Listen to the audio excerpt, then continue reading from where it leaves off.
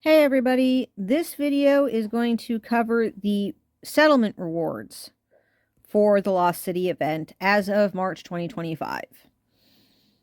A lot of changes were made between September 2024 and March 2025. There might be future changes, so I can't guarantee that this information will be helpful going forward, but like the videos from last year, at least they give us a starting point.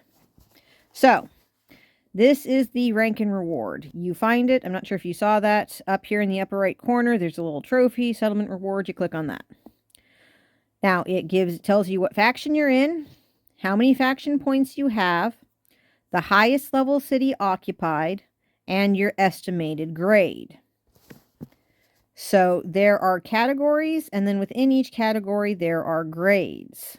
The best category is, of course, Empire, which can only be gotten if you occupy the level 8 city, I'm not going to try and pronounce it, in the center of the map. I don't know if anyone succeeded in doing that this round. I've only heard of one faction on one Lost City map that even beat a level 7, so I don't know. I know nobody on my map accomplished level 7. But if you are lucky enough to be in a faction that has accomplished this, if you have 10,000 faction points, you get these rewards. It's split up, every category and level is split between R5, who gets the best, obviously. Which actually, interestingly, I hadn't noticed this before, it's the same number of special oath runes and the same number of silver coins for the reward shop, but the only difference is a little more of the resources. So that's interesting. Anyway, R5 gets the best of everything. The officials aren't that far behind. And then the R4s get less. The R3s get less. And then, for some reason, they lumped the R2s and R1s together, which, on the one hand, it made things simpler for them, but on the other hand, I'm not all that fond of, because in a lot of factions, R1 was for people who never did anything, didn't even come to the Lost City map, as far as I could tell. And R2s were at least somewhat involved, even if they couldn't do much or didn't do much. And so lumping them together feels a little mean. I don't like it, but they didn't ask me.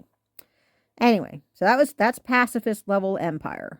Warfare Empire, slightly better rewards, but you needed the level 8 city and 15,000 points. Conqueror Empire is the best of the best. You need to have the level 8 city, and you needed to have more than 20,000 points. And if you succeeded in that, you got some nice rewards. 50 special oath runes. Lots of coin to spend in the shop. And I'm going to go more into this in a minute. But speaking of the shop, there are rewards that you can only buy if you're Empire. This section of special oath runes and this permanent skin, castle skin. And there are some that you can only buy if you receive either Empire or Duchy categories, which is this permanent frame and this cheaper special oath runes. If all you have is chivalric, the lowest category, you're stuck with these. The special oath runes are more expensive. I'm not entirely... So I think these are similar more to the tokens that we get for the timed recruit event, and this is the stuff we use in the hero hall. It's been a while since last year, so I don't really remember. We'll find out soon. They've drastically shortened the settlement period, so it'll only be like a day or so, or I think it might be 3 days. Anyway, we're going to be limited to these. All right, back to the. They call it a I can't say it. Hegemony level. I apologize. I probably butchered that. Anyway, so this is the best of the best. You can get lots of rewards with that. And then Duchy. All you needed for duchy is to occupy a level 7 city. That's all we needed. We made one attempt, and then leadership gave up, and I think that was a bad call. Duchy, level 7 city. For prosperous, you only needed 4,000 points and would have gotten these rewards. As you can see, they're about half as good as the empire. Discord Duchy, interesting name, needed the level 7 and 6,000 points for slightly better rewards. And the Glory Duchy, 11,000 points in the level 7 and these rewards.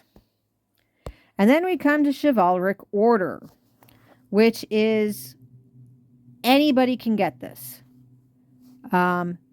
There is no way that your faction will not at least get the Common Folk Knights, because all you need for that is 100 faction points, and that is your base territory, your safe place. Since you can't lose that, everyone will at least get this. You can see there are no oath runes with this.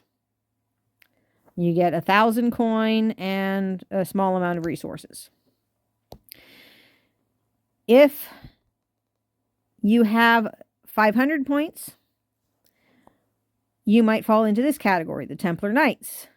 This one does have oath runes. It's got 10 special oath runes for the R5. The R4s also get some, but the R3s and lower do not get any special oath runes. So not a fun place to be.